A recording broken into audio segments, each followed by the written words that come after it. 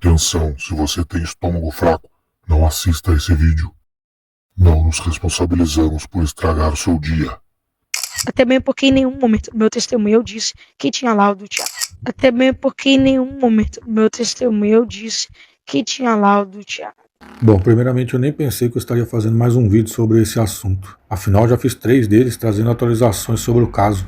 Mesmo depois de toda a merda que o pastor Mirim Miguel fez, mesmo depois dele ter sido proibido de pregar nas igrejas e de usar as suas redes sociais, meus amigos, ele voltou.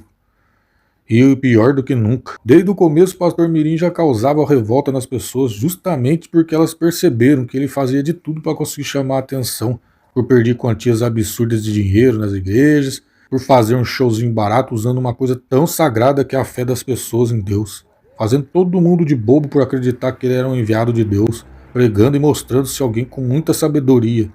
E, para sua idade, um verdadeiro lobo em pele de cordeiro. Mesmo depois de tudo isso que ele fez, mesmo depois de toda a revolta que ele causou nas pessoas, ele ainda teve coragem de dar as caras novamente. E agora para dizer que foram as pessoas que interpretaram ele mal. Uma coisa mal interpretada. Alguma coisa mal interpretada. Como o Miguel não estava podendo usar as próprias redes sociais, ele resolveu aceitar participar de uma entrevista, onde ele respondeu algumas perguntas muito interessantes que todo mundo estava curioso, querendo saber se ele ia finalmente falar a verdade ou se ele ia continuar mentindo. E a gente vai ver essa entrevista juntos. Pergunta polêmica. Com certeza. É verdade você está proibido de pregar?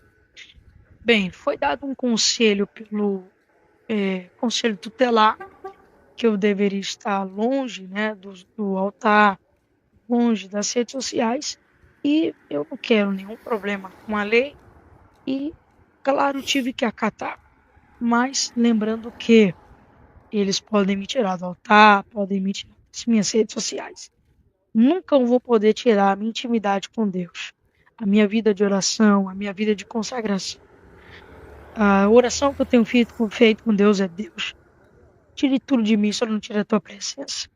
Então, se eu pudesse, Fábio, pedir para Deus tirar essa sentença, eu creio que Deus retiraria. Como vai retirar? É apenas um tempo. Elias ficou dentro de uma caverna. Porém, eu creio que é um querido de Deus. É um tempo de Deus me guardar, me preservar. E com esse tempo eu ficarei aprendendo e crescendo na graça do Olha, Cristo. pra mim uma pessoa que mente em nome de Deus e que usa a fé das pessoas para ganhar dinheiro não é uma pessoa que acredita nele, não.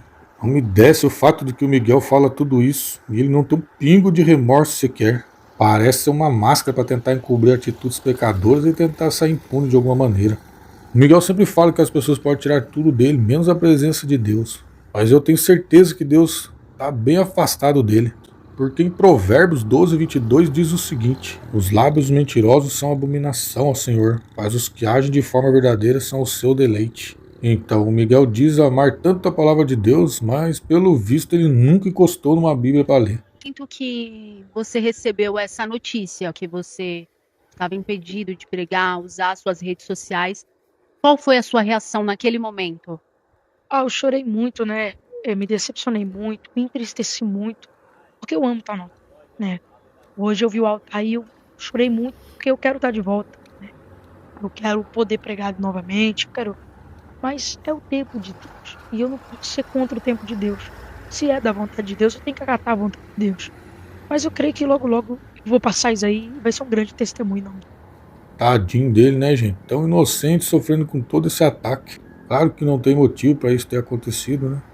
Afinal ele é tão bondoso que ele tava lá no Instagram dele, chamando todo mundo de fracassado e falando: a crítica de vocês eu como é com farinha. Isso é pra vocês verem que o orgulho desse cara é muito maior do que ele.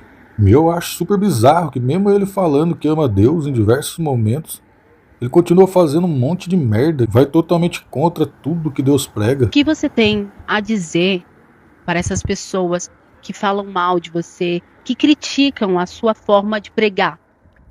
Bom, eu entendo assim, né? Cada pessoa, ela tem o seu gosto. Embora a igreja virou um tipo de cardápio, né? As pessoas escolhem os pregadores. E cada pregador tem o seu público. Eu tenho o meu, o pastor Eliseu, o Marco, o Renan, todos eles têm o seu público. Agora, a forma de pregar. Quando eu não gosto de ouvir alguém, eu não ouço mais aquela pessoa. Não precisa defender, defamar, denegrir a imagem dela, criticar de forma alguma. Porque erros se consertam. Jeito não. Tem pessoas que sempre tiveram o seu jeito a vida inteira. E eu tenho o meu, tá? Agora sim, tem pessoas que não é porque não gostam de alguma coisa sua. É porque simplesmente não gostam de você, como diz no ditado. O santo não bateu. Desculpa, mas eu acho que nesse caso, o santo de ninguém bateu com o do pastor Mirim. Ele até tem razão quando ele diz: se você não gosta de alguém, não assiste. Ele esqueceu o fato de que em qualquer religião, qualquer que seja ela, o respeito deve ser a base. Afinal, isso deveria ser o mínimo, né?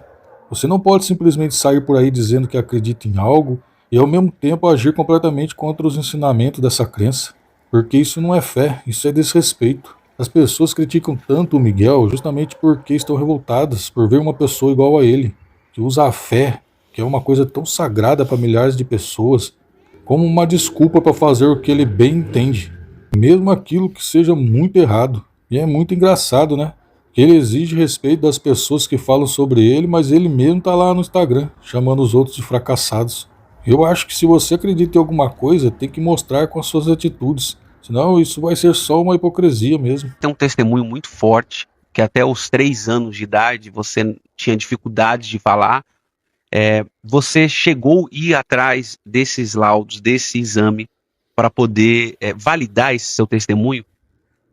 Bom, Fábio, eu contei esse testemunho, né, que eu tinha dificuldades para falar e para ouvir. Não foi isso que ele disse não, tá? Agora ele já tá mudando completamente o que ele tinha dito no podcast. Sendo que no podcast ele foi e disse exatamente isso aqui, ó. Meu filho nasceu surdo e mudo.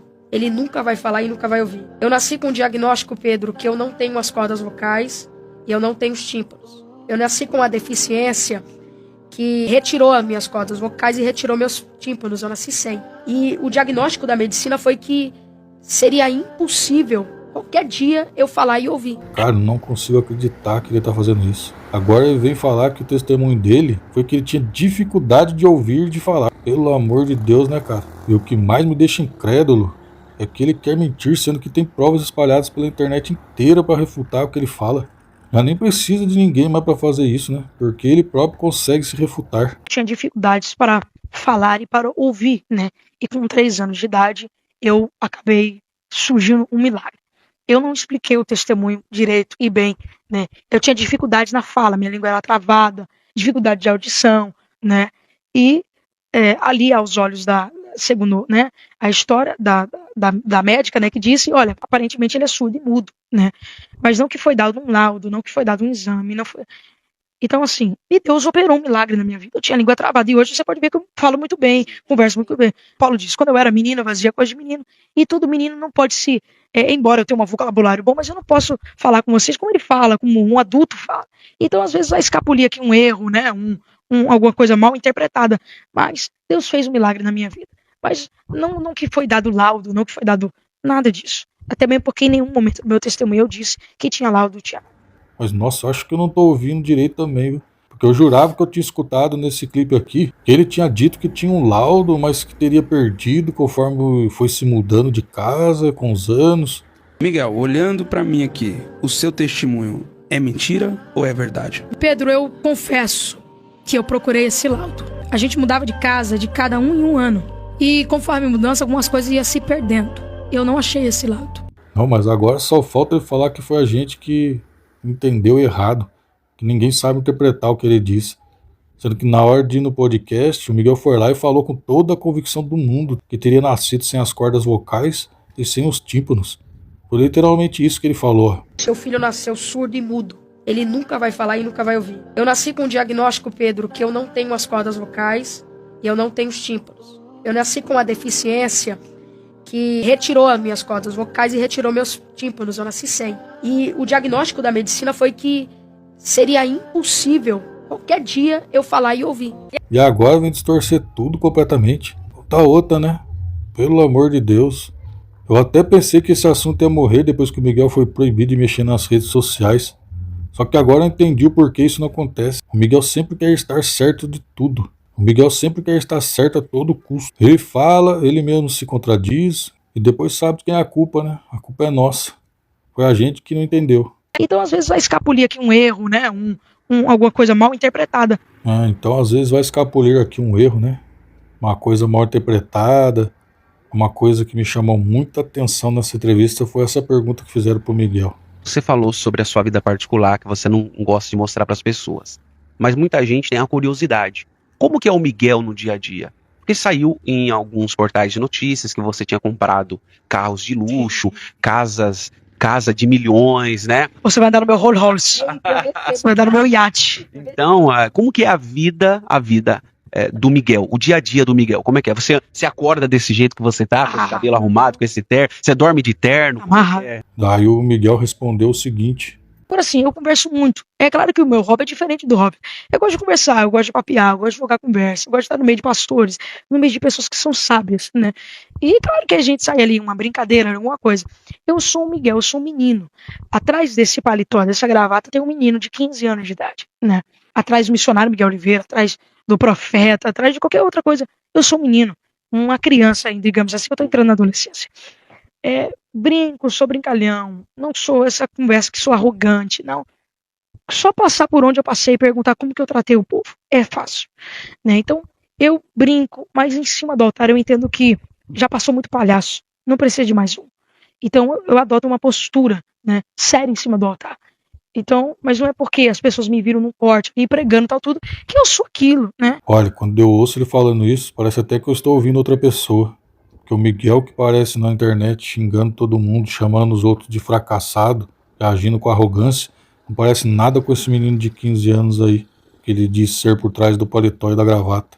E no fim o que fica mesmo é a incoerência de tudo isso. Alguém que fala tanto sobre Deus, fé, humildade, milagre, mas que vive envolvido em polêmicas, mentiras e contradições. Alguém que exige respeito, mas que não respeita. Que diz viver em oração, mas cujas atitudes são tudo menos espirituais. E você, o que acha de tudo isso, hein? Porque, sinceramente, depois de tantas idas e vindas, fica difícil levar a sério qualquer coisa que ele diga. Bom, se você chegou até aqui nesse vídeo, curte o vídeo, comenta, compartilha com seus amigos, que nos vemos nos próximos vídeos. Falou, valeu!